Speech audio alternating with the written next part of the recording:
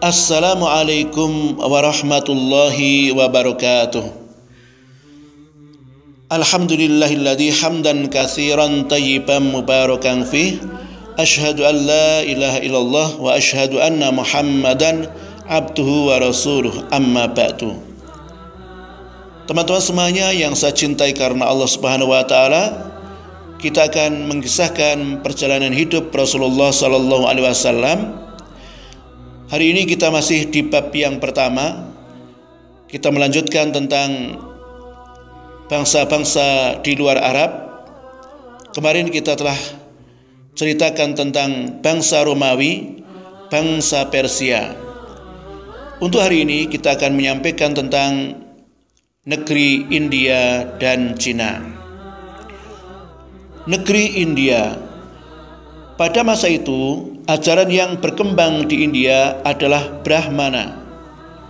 Ajaran ini meminta pemeluknya menyembah berbagai bentuk kekuatan pengatur alam semesta yang telah dijelmakan dalam bentuk patung. Mereka yakin kekuatan-kekuatan tersebut dapat masuk ke dalam patung yang mereka buat sehingga mereka pun menyembahnya. Pada mulanya, Tuhan yang mereka sembah teramat banyak. Namun, kian lama semakin berkurang karena mereka banyak melakukan perubahan terhadap ajaran Brahmana.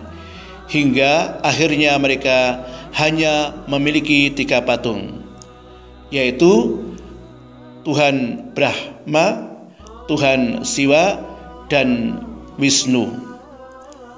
Dalam perkembangannya muncul ajaran Buddha menggantikan Brahmana. Seiring perjalanan waktu, kedua ajaran tersebut akhirnya sulit dibedakan karena telah melebur menjadi satu.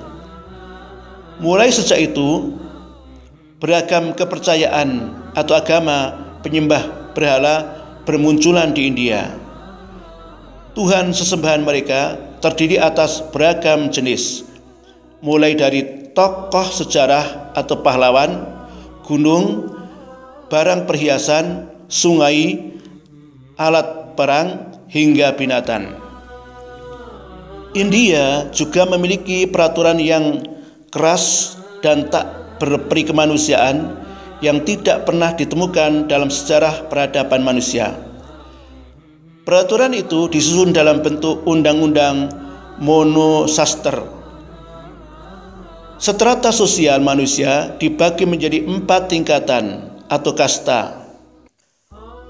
Strata semacam ini berkembang sesuai ajaran Hindu. Tingkatan paling tinggi adalah Brahmana, yang terdiri atas para pendeta dan agamawan. Mereka mendapatkan fasilitas yang sangat istimewa. Selanjutnya adalah Ksatria, terdiri atas panglima perang. Lalu ada Waisya, yaitu para petani dan pedagang. Yang paling rendah adalah Sudra, terdiri atas para pembantu atau orang-orang yang mengabdi kepada 3 kelompok sebelumnya. Kelompok Sudra tidak mendapatkan apapun kecuali perlakuan hina dan kesewenang-wenangan. Derajat wanita di India tidak ada harganya. Seorang suami boleh memberikan istrinya ketika dia kalah dalam bermain judi. Seorang wanita ketika ditinggal mati suaminya langsung berubah status menjadi budak bagi keluarga suami. Dia harus melayani keperluan apapun. Jika dia tidak mau untuk dijadikan budak, diperbolehkan untuk dibakar demi menghindari kotorannya di dunia dan pahitnya kehidupan. Berikutnya, bangsa Cina. Wilayah Cina memiliki 3 agama pada abad ke-6 Masehi, yaitu Lao Tse, Konfusi. Ajaran Lao Tse berhaluan paganisme, yaitu menyembah berhala, dan lebih berfokus pada teori, doktrin-doktrin moral daripada pengajaran ritual-ritual praktis tertentu. Pengikut ajaran ini banyak menjauhi kehidupan dunia dan memilih menjadi pendeta atau begawan. Sepeninggal Lao Tse, banyak pemeluk ajaran ini pindah ke ajaran lain.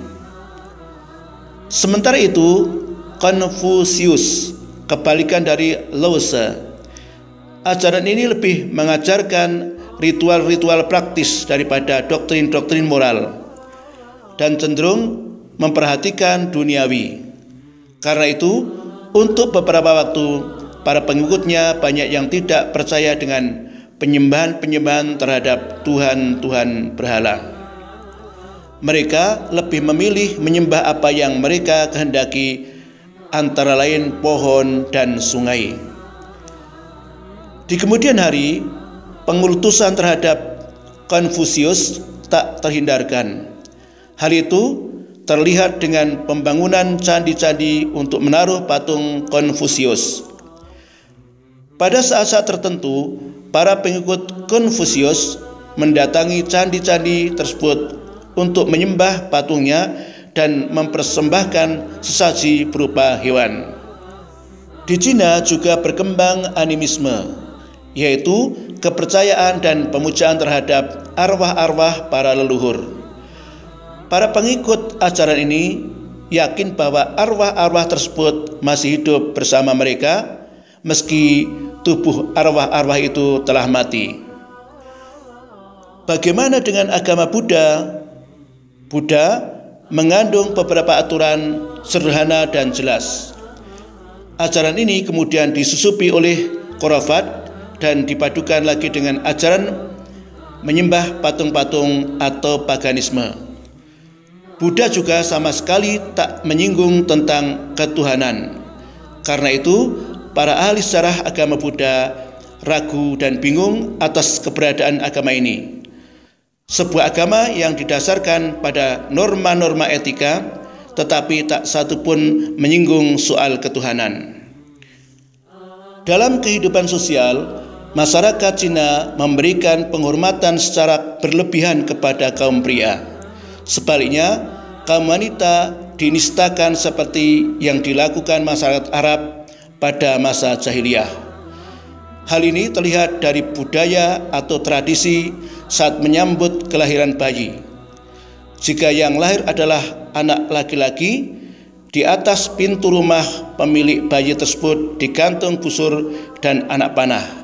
Sedangkan jika bayi perempuan yang lahir, yang digantung berupa pintalan benang sebagai tanda ketundukan dan kelemahan. Teman-teman semuanya yang saya cintai karena Allah Subhanahu wa taala, itulah yang kita temukan tentang dunia di luar Arab, baik dari bangsa Romawi, bangsa Persia, negara India dan Cina. Mudah-mudahan menjadi pelajaran bagi kita semuanya. Saya akhiri, wassalamualaikum warahmatullahi wabarakatuh.